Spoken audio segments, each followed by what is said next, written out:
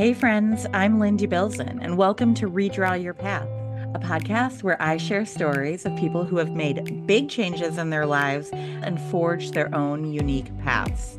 I talk with guests about their moments of messiness, fear, and reframing on their way to where they are now. My goal is to inspire you about the shape your life could take. So let's get inspired. Hello, my lovely, beautiful human beings. It's your friend Lynn here, and I'm really thrilled to share another episode of Redraw Your Path with you this week. I had the opportunity to interview Kaitlin Henze, and it was just a joy to talk with her. We originally crossed paths IRL through a mutual friend and during my life in Milwaukee, and it was awesome to just hear more about her. Here's a little bit about Kaitlin's background. Her personal career journey taught her that ambition can lead to burnout by setting unattainable goals and trying to satisfy everyone. Oh my gosh, preach, preach, preach, preach. It took her many years to learn that doing more and working harder does not always lead to success. After reaching a breaking point, she dedicated time to learning self-compassion, mindful communication, and empathic leadership skills that have truly shifted how she interacts with herself and others and approached her work. So she became determined to find a different solution for small businesses and nonprofit organizations that are spread too thin or have big ideas and visions without the bandwidth to execute on them.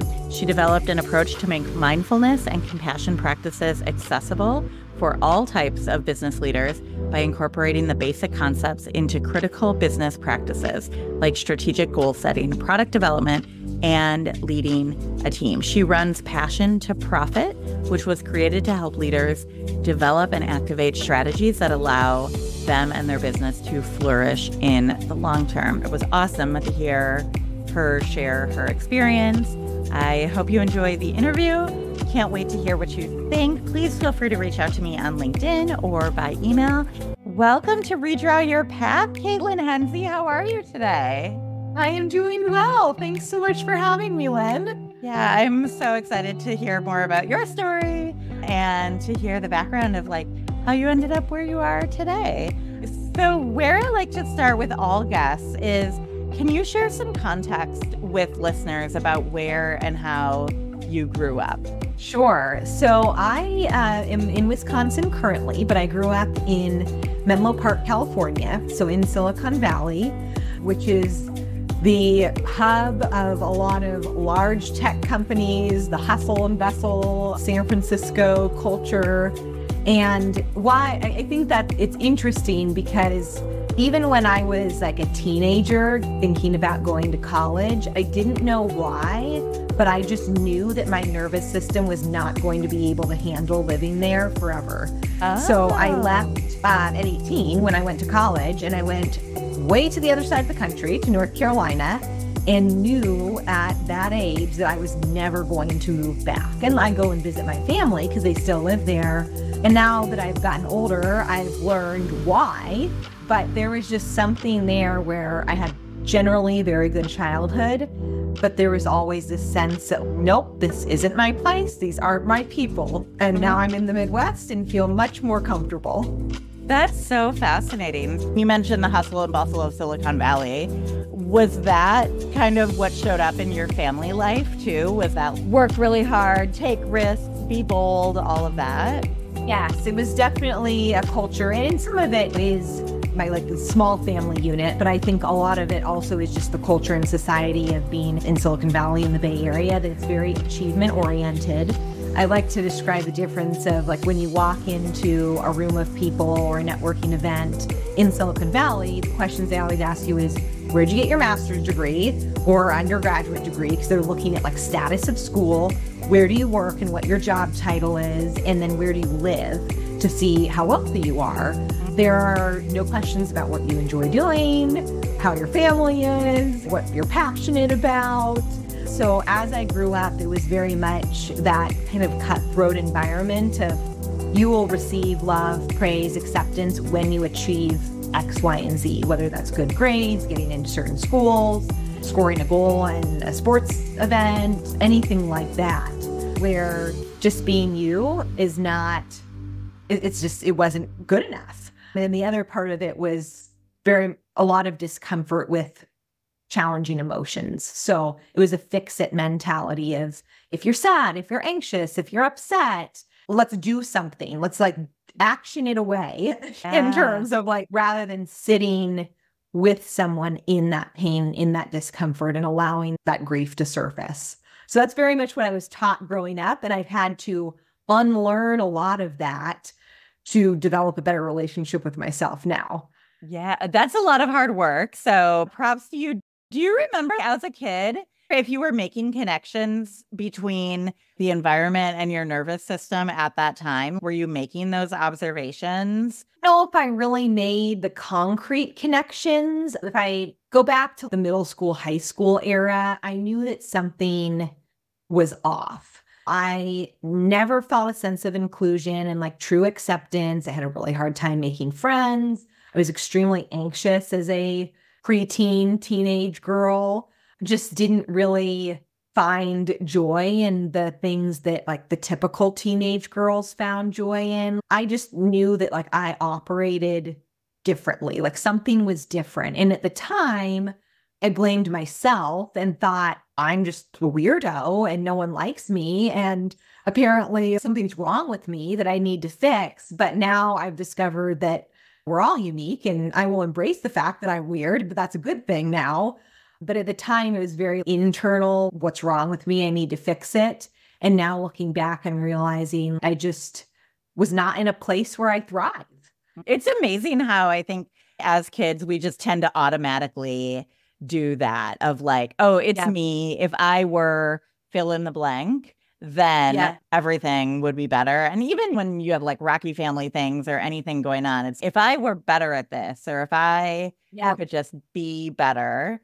It's so sad to me because I'm like, oh, I don't want us to be internalizing. I know. So it's, as you mentioned earlier, a lot of unlearning and providing myself with support. And yet still I get pulled back into that mentality sometimes. Yeah, it's hard not to. I'm curious, so you mentioned the high achieving, the always after the next thing. Can you say anything more about any sort of external pressures or molds that you were given as you were growing up? Which paths were you expected to take? Yeah, so the paths were either become like a very good athlete and perform well in sports. My dad played football in college, and my family is like a very active, sports-oriented family. So it was either that path or become like very good academically and get into a top-notch college. And then as I remember, even as high school, as I was preparing to college, it was more like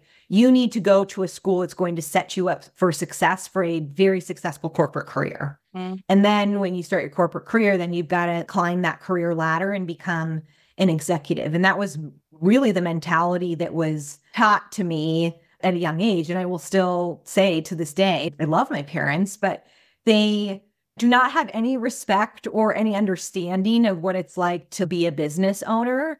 And they just don't get it. And to them, it's not a path that's even like an option. Where now that I've discovered all these other new paths that I can take in life, I'm like, yeah, and all those ones that were presented to me are just not right. Yeah, not the right fit. Question before we move on. Were you an only child or did you have siblings in your family unit too, Kaitlin? I am the oldest of three. So I have a younger brother and then a younger sister. The interesting dynamic is both of them were very successful in sports. My brother was a collegiate athlete. My sister was a club team. They both went to very highly renowned schools. You know, my sister's now a lawyer at one of the top law firms in San Francisco. So it's very interesting because still to this day, even though I'm an adult, anytime I go home and spend time with my family, I always feel like the black sheep because they did follow in those paths that were presented to them. And I'm just like off here doing my own thing. And so I have to remind myself to not get caught up in that mentality because it's still very easy for me to do that and the demons to surface in my mind. And I have to be like, no, Kaitlin, remember, you like made a specific choice not to go that direction. Yeah, absolutely. It's easy to get sucked in, especially when family dynamics are at play. And to want the things that other people have, even if you know you don't want them. Yes, exactly. Yeah. Okay. So you mentioned doing your own thing. Let's bookend for listeners. I like to hear, where'd you start? And then where and how are you currently spending your days? Sure. Probably, I'd say 5 years ago or so, I developed a passion for helping small businesses, business owners, nonprofits, the groups of people, whether it's local in the Milwaukee area or outside, that typically don't get the time and attention from like large consulting firms, but that have a really special and critical place in our society in terms of helping build our community. And through my winding career path of being in HR, being a consultant as part of a boutique consulting firm, doing change management, getting my design thinking certification, playing like a pseudo chief of staff role for a while, getting into product management. I had all these different components to my job base. I'm like, well, I have so much experience here that I want to be able to give back to these organizations that can't pay top dollar for consulting firms. So how about I help them develop and activate their strategic goals in a very easy way that is not super time consuming and that's also cost effective. So I started doing that really just on a volunteer basis, probably 3 or 4 years ago, and really enjoyed it. And then the people that I helped would refer me to other people, and I just did it on the side because at the time I still had a corporate job. And then at some point, I'd say it was probably, I don't know, around like mid 2022, after it come out of the pandemic, I just got this itch to actually start a business. And I was like, I just really want to be a business owner one day, and I'm going to make it happen. So I slowly started inching my way towards that. And then a little less than a year ago, at the end of August last year, I was given the gift from the universe of being laid off from my job for a week or so. I applied to some other corporate jobs, but nothing got me excited. And I was just like not in it. So I'm like, you know what?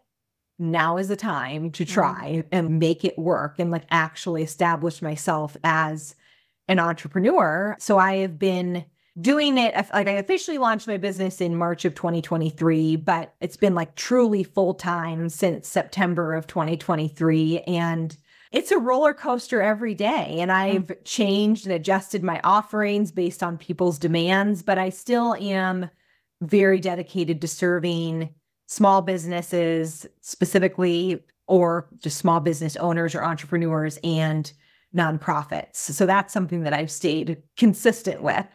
Awesome. So you're running your own business. You're not in corporate like everyone else, or like your paths were supposed to be, quote unquote. And geographically, you're Midwest, right? In Wisconsin. So no longer Silicon Valley.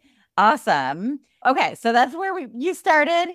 That's where you're at. Let's go back. I'm curious about the path to get you there. So you said as soon as 18 hit, you were out of there, right? You wanted to go to college across the country. Tell me what happened from there. And then how did you start to redraw your path eventually? Well, I'd say that college was really the time that I got to know myself better and actually developed into the true Kaitlin Henze that I am today, and learned about what lights me up, what I'm passionate about, where I enjoy spending my time, some of my like skills and qualities that make me unique. I learned in college, one, that I'm a very highly sensitive human being and feel deeply for populations of people that are maybe underserved or underappreciated in some way, and feel this calling to help reform those, both like the societal expectations of we're going to value big names and big corporations more,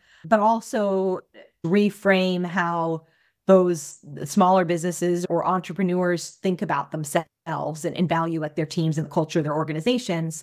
And I also learned that I love like leading and orchestrating things and taking bits and pieces of data and like organizing them into patterns and being able to come up with a solution and solve problems. So in college, I was really involved with the new student orientation staff and organized all of the new student orientation activities with my team and loved that. I got involved also with some study abroad programs and leadership programs and made lots of good friends. And when I graduated, I still had no idea what I wanted to do. When I originally went to college, I did a major in like social work. Okay. So I thought, well, I'll be a social worker. And then I did a few internships. I was like, I don't really know about this. So someone had suggested human resources as a path. Sounds good. I'll try it out.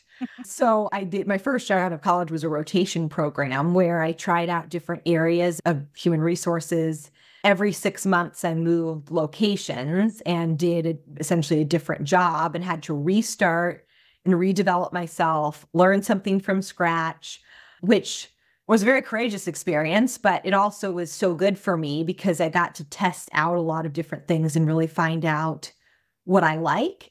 And it's also what introduced me to the Midwest because I got, one of my rotations was in Wisconsin. I had never been to Wisconsin, let alone really anywhere in the Midwest. It's flyover country. I know. I mean, why? Why would you ever? Well, I guess I'll go there. I just know it's cold. But when I had my rotation here, I actually didn't really enjoy the work part of it that I was doing, but I fell in love with Milwaukee and the Midwest culture. So I learned, okay, this is where I want to be. And that was a good starting place to get me one step closer to my path. I love that. I love that you majored in something and then decided, okay, this is not the thing. I don't want to be a social worker necessarily. So that rotation program, was it in like a large corporate entity, I imagine?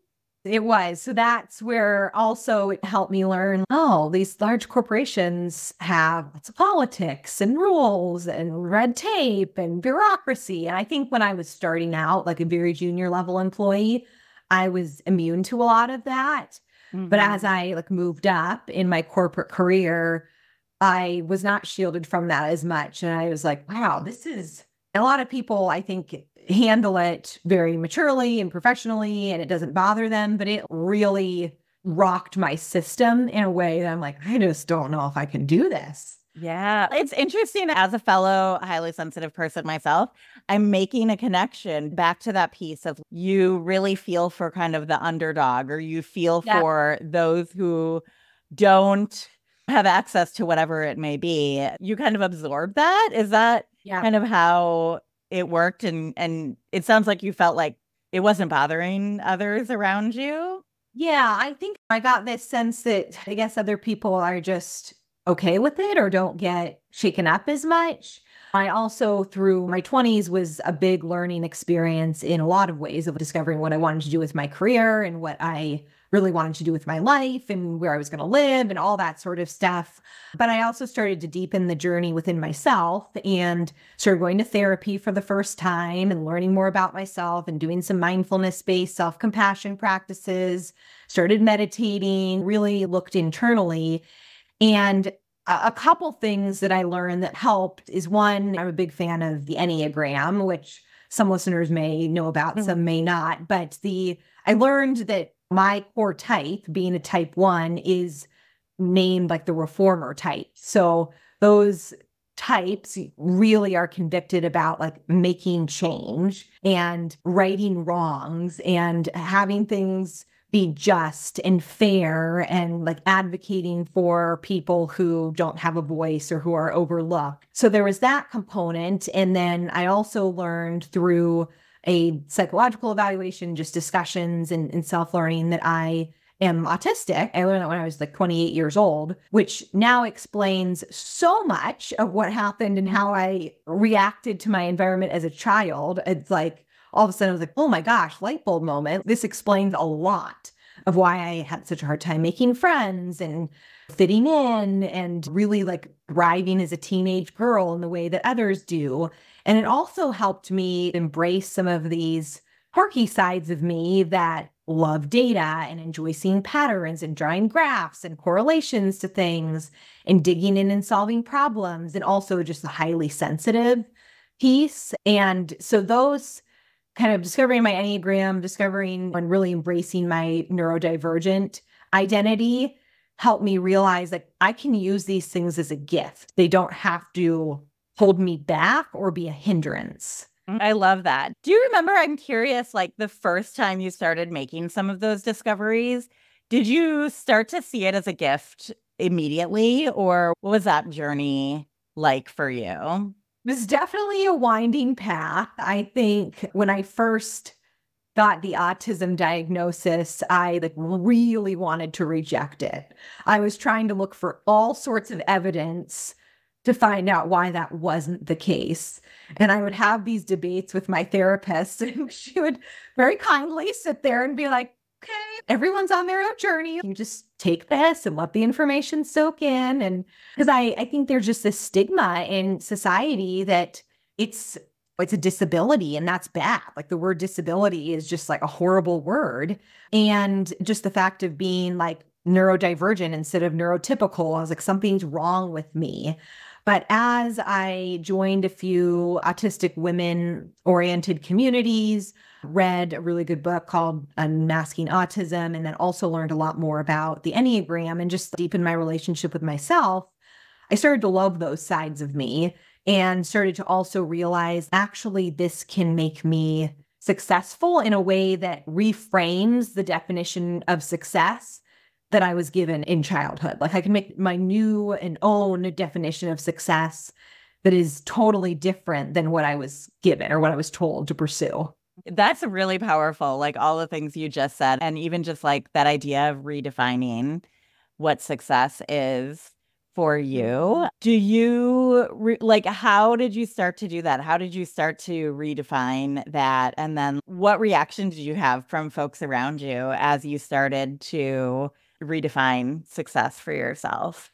So I think the first part of your question is like, how did I redefine it? I really looked internally and started thinking about it. At that point, I had gone on at least a decent enough journey to get in better touch with my intuition and that true actual gut feeling. So rather than looking for external validation, I started looking internally to determine whether something was like truly successful. So rather than evaluating it based on how much money I made, what my job title was, what accomplishments I had, how many likes I got on social media, all those sorts of things, I started to ask myself, am I really happy and am I at peace?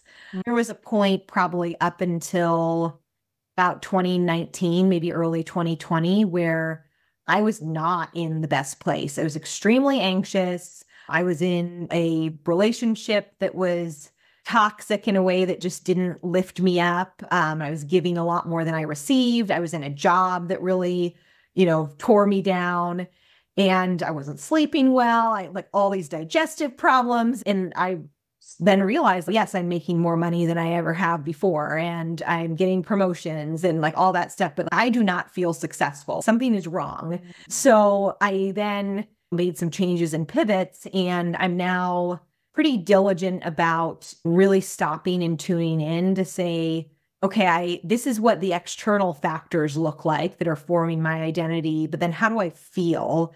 And how am I going to then make decisions and shape that to be more in line with what makes me feel good? Yeah, I love that you're asking yourself that question, because I feel like so many people don't stop to ask, what am I feeling? Like, am I happy here? So did that like period or that moment where you had that autism diagnosis and realization and a lot of those aha moments, did that lead to an official, unofficial redraw? Nobody's officially redrawing, but did that lead to a redraw in your life? Yeah, I think it did. At first, I'd say personal life. So personal life, I made some, and it wasn't like a night and day, like one day I made all these decisions, but I personally started to think, okay, what do I want to do with my career? And at the time I was leading a team of 19 employees at it was a smaller organization, but very cutthroat, competitive. It was a consulting environment. So it was all about get the client numbers and win more deals and all that sort of stuff. So I pivoted away from that to taking an individual contributor role at a larger organization that would allow me to have just more like balance and not have to like work as hard. I also at the time had just read a book called The Good Enough Job that I would highly recommend. And it talks about like just not caring as much about work. And because work was such a pivotal milestone in life when I was young, I'm like, this is a new concept. Okay, maybe I don't care as much. And then I started making some choices around who I surrounded myself with in terms of my friends, the activities that I participated in, and the time I eventually ended up getting a dog who was highly anxious and highly sensitive. And she was just like my spirit rock, ended a relationship and just bought a house, just made these decisions to bring more peace to my life and surround myself with people, activities, things that were really going to uplift me and support my nervous system and allow me to like truly be me in an authentic way.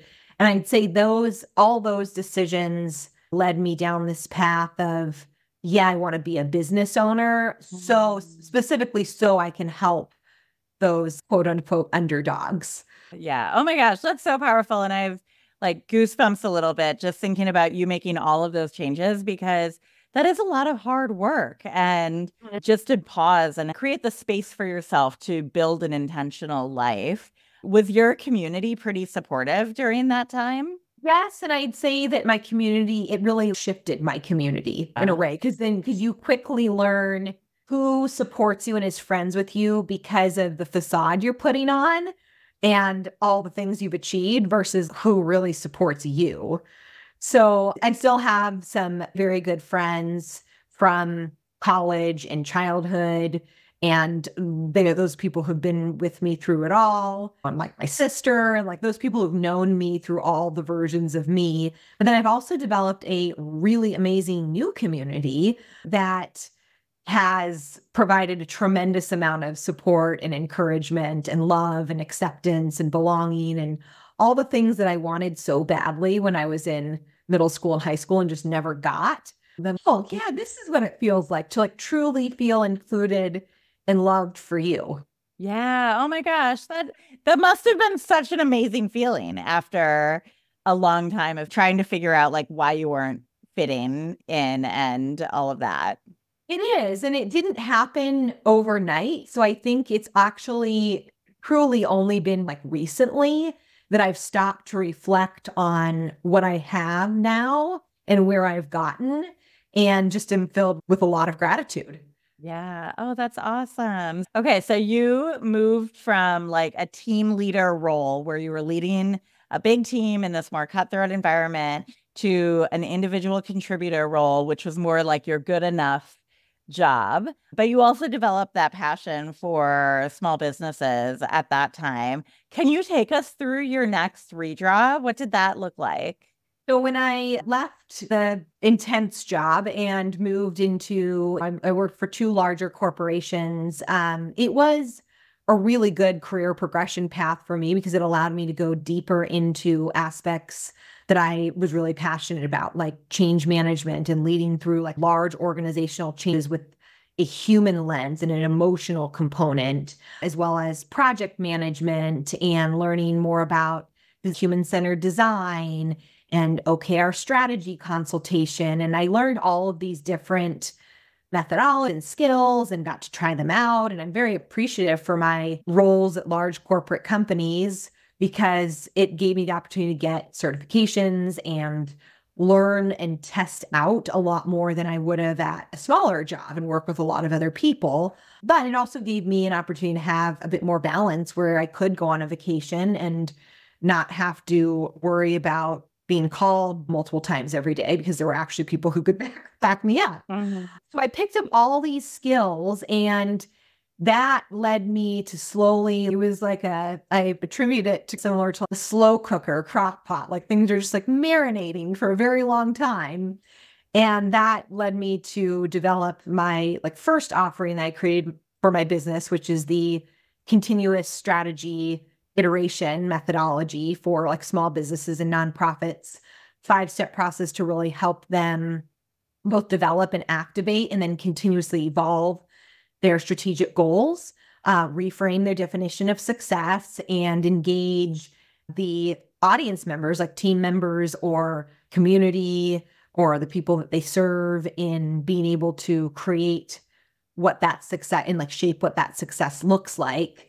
And through that, it evolved to being asked to help implement some like big changes within organizations or serve as like a project manager, orchestrate big shifts, do some leadership development training, do mindfulness-based vision setting workshops for organizations. And so as I mentioned, I started doing a little bit of that on the side. And then in August of 2023, when I got laid off from my corporate job, I really took the leap to say, okay, now I'm going to like really do this and go all in and create a website and start networking and establish myself as business owner, which was a huge redraw because I had always just been like corporate employee my whole life. And so it was not only just like how I viewed my identity from a work perspective, but it was also like, I am in charge of my salary and there's certain things that I'm responsible for. And if I don't show up and really do work, then I'm not going to be able to live. So that was a scary moment as well. Yeah, it changes the stakes a little bit. Mm-hmm. Yeah. Can you talk about like how you started to see yourself differently or how you shifted your mindset from corporate employee to stepping into your role as a business owner and entrepreneur? Yeah, I think the first thing I realized is there are a lot of things about being a business owner that are very scary and challenging that I don't have to do all on my own, and that it's very much okay to not know and to ask for support and ask for help. And that was a vulnerable moment because I think going into being a business owner, like, I can figure it out. Please figure things out. And then slowly I realized I either do not have the energy to figure this out or the desire to learn how to do accounting or bookkeeping or all the social media stuff, like all the things that you need to do as a business owner. So I think that was like one big piece that I learned. And then the other piece is just like how I talk about myself and talk about my business and the work that I do. And one, like being able to do that in a truly passionate way, because I am like super passionate about what I do, but also having the confidence to present myself as a very credible expert, which is hard. It's hard. It's still hard for me to do because there's a lot of me that thinks, oh, I have to have certain credentials or certain titles or certain, all that external validation. So I have to constantly remind myself that's not the case. Yeah, it sounds like reprogramming how you see yourself and how you talk about yourself a little bit. Were there fears coming up at that time, or were you like, oh, all right, laid off, like everything's going to be fine and I'm going to be great and easy peasy here on out? Or what fears have come up along the way? Oh my goodness, so many fears. Still have them all the time. I have the extreme version. I have the fear that I'm going to completely fail and become homeless and everyone will disown me, which is very unrealistic. But I think that's rooted in the fact of I'm afraid that I won't be successful and I won't be able to do this. And then I think there's other fears that I won't be good enough or I won't be chosen or people aren't going to actually understand or see the value of the work that I have. You know, it is very scary trying to pitch yourself to someone and convince them in a very real way to spend money to work with you, especially when you're a service-based entrepreneur. Like, people are truly paying for me and what's in like here and like in my brain and in my heart. They're not paying for like a product that I'm designing. So that's a fear. But I think even through it, as I reflect on the past year, even with those fears, there's just been this strong conviction that like, this is the path that I want to take in some way, shape, or form. Yeah.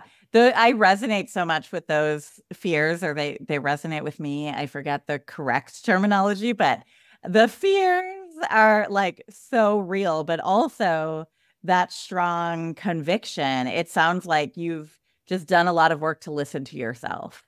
And to trust. And that trust is so hard because it's about having like faith that something will work out and hope. And I am not particularly a religious person, but I do trust in this greater power of the universe and think that these events have happened and come within my life to bring new things and to open new doors. And when I have my very difficult days and get a lot of rejections, or look at the bank account and get scared, or all those sorts of things, I just have to remind myself that, one, I'm choosing this path, and so I can unchoose it if I want to anytime.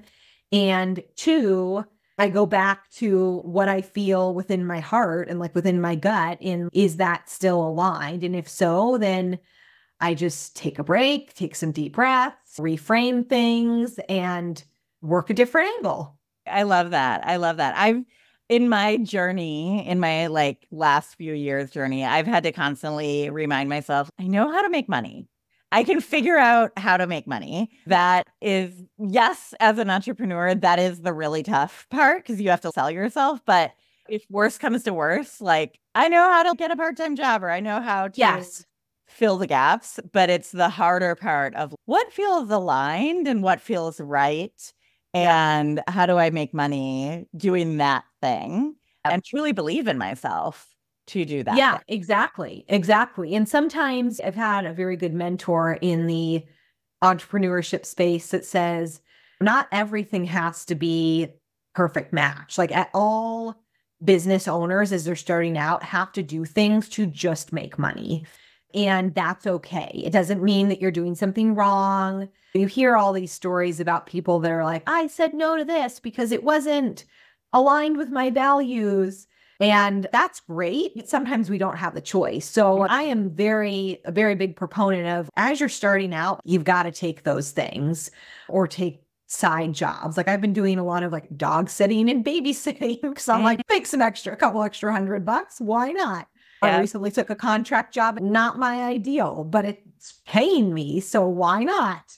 You can still have those other things on the side. And then maybe eventually you do get to the point where all the work you take on is truly aligned with what you want to do. But I think that it probably takes a while to get there. Yeah. And I think there's probably this identity piece where once you start that business that you've been wanting to start, you're like, in your mind, you're like, I'm a full-time entrepreneur now. So everything I'm doing has to be this thing. And in reality, we all take on babysitting and dog sitting and contract roles and all of the things. And sometimes those are the things that can bring us some joy too. Yeah, exactly. Exactly. So it's just the balance that I constantly have to ask myself, like, how can I balance these things without burning myself out? Because it can get, I think, especially within the first 3 to 5 years of being a business owner, you can very easily slip into burnout mode. I've done it myself. I've seen others do it.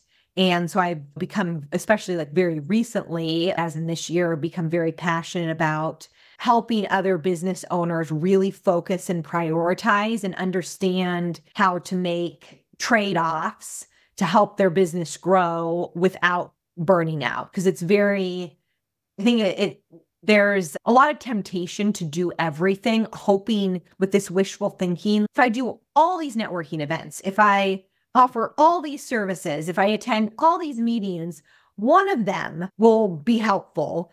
But I've learned like that's not really the best strategy because you're going to burn yourself out very quickly. Yeah, 100%. It's probably it probably happens more to those who have those high achiever, those ideas of being high achiever, like going for the next thing, like all or nothing way of seeing ourselves or the world. Kaitlin, are there any other redraws that you would want to talk about or share with listeners? I think the only other recent one that I hinted at before is just in shifting my mindset and in what I do with my business from helping like leadership teams of small businesses to actually helping single business owners or co-founders themselves. So I recently, as a business owner myself, what I experienced when I started out is there are a plethora of resources out there. There's books, there's programs, there's podcasts, but all of them either require a significant investment from both a time and money standpoint. All these programs are like several $1,000s and 6 or 8 weeks, and they're like all-day sessions. Or it requires a lot of diligence and accountability if you're going to try to piece together the free resources and do it on your own. And I tried a little bit of both, and truly nothing was actually helpful for me because the big investment long courses was just too overwhelming. And while it set me up for some good success, there wasn't like a follow through on like, how do I actually apply this in a tangible way? And then as much as I want to try to think I'm a person that can just like read all the books, listen to all the podcasts and apply it, it just, that accountability piece is very key. I'll just say that. So that kind of led me to rethink my offerings and launch my recent offering of the Business Value Blueprint specifically for founders, solopreneurs, maybe co-founders that are within 1 to 5 years of their journey, that is a very condensed version of creating like a business model canvas, but in a simplified way that incorporates the 5 W's and the H, who, what, where, when, why, how of your business, and actually focuses like a portion of the session on how to apply it. So how do you take components of your blueprint and use it to create your LinkedIn profile and gear that towards being a business owner, to recreate your website, to structure your LinkedIn posts and your blogs, to network, to develop your elevator pitch, like that tangible aspect. So I've recently started offering like a 3-session cohort. So it's only essentially 3 hours of your time live, and then whatever you can devote for homework. And once people go through that with me, they have essentially forever access to me and the community of others who've completed it to continue to refine. It's all with that continuous iteration methodology in place. Just continue to refine, figure out how you can use it, and not have to spend hours and tons of money creating something that you put away in a folder and don't look at. So that's been my kind of recent redraw and something that I'm really excited about. That's awesome. That's awesome. In that redrawing of your own business, did you have to start seeing yourself differently at all, or any reframes that you had to make for yourself in order to make that shift? I think the biggest one is that I actually have enough like knowledge and expertise to be able to help other founders. See, I'm pretty green into my journey myself, I'll admit, but I think I thought, oh, all these people that are out there helping other founders have made multi-million dollars with their business. And so I thought, oh, no one will want to pay attention to me or hire me to help them as a fellow founder. But I've proven myself wrong with that thought, because I realized that the either one-on-one clients or the small group cohort participants have valued me even more because I understand them and have that level of compassion, and am not charging them thousands of dollars and asking for 6 or 8 weeks of their time. That I get what it's like, and I am not going to ask for a whole lot, especially when they're starting out. And I can relate to them and tell stories from my own experience. And so that's been really fun.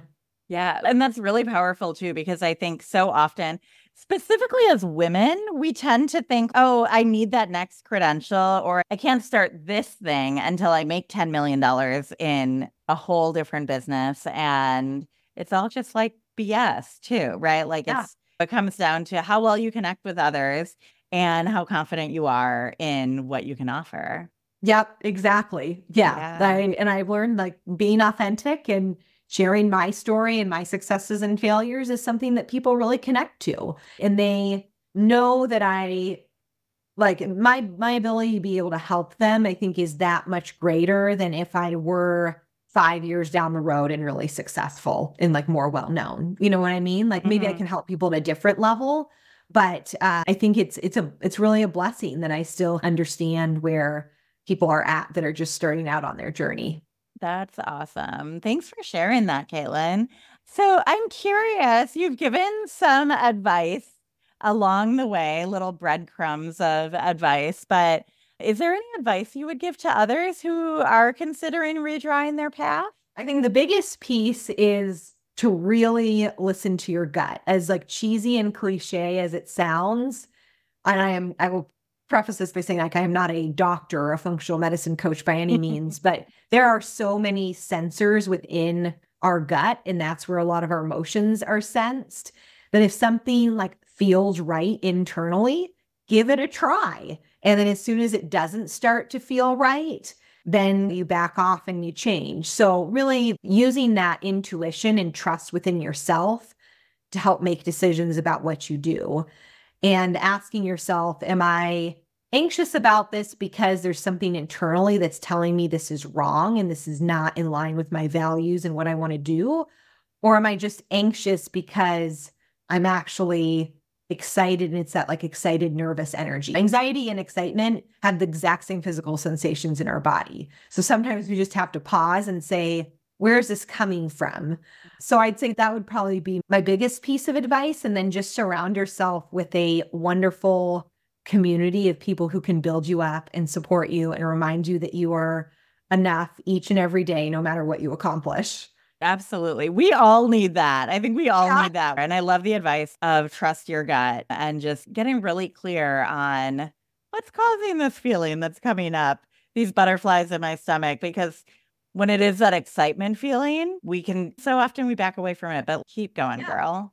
Yeah, at least just try. Yeah, I love that. Kaitlin, where can people find you? And is there anything specific you'd want to share with listeners? Yeah, so I am on LinkedIn and I do have my website, and then I'll share that all with you so you can put it in the show notes. I will also share a direct link to my free business value blueprint resource if anyone's interested in downloading that. And then I'm always open to people reaching out via email or LinkedIn to inquire a little bit more about what I do and who I am if anyone's interested. I also just launched a partnership when doing my business value blueprint with PICA, the Professional Independent Consultants of America group. So you can find me there. And if you want to register to join my cohort through that organization, you're welcome to do so. Awesome. Cool. Yeah, we'll definitely include that link in the show notes. And I'll include the links to some of the books you've mentioned too, so that folks can hit up those resources if they think they'll help them on their journey. Of course. Kaitlin, thank you so much for sharing your story and just being so open and vulnerable with us today. Of course. Yes, I really appreciate it. Yeah, I appreciate it. So grateful for you. Yes. Thanks so much, Lynn. Thanks for listening to Redraw Your Path with me, Lynn Debilzen. If you liked the episode, please rate and review. That helps more listeners find me. And don't be shy. Reach out and connect with me on LinkedIn and sign up for my e-newsletter at redrawyourpath.com. I can't wait to share more inspiring stories with you. See you next week.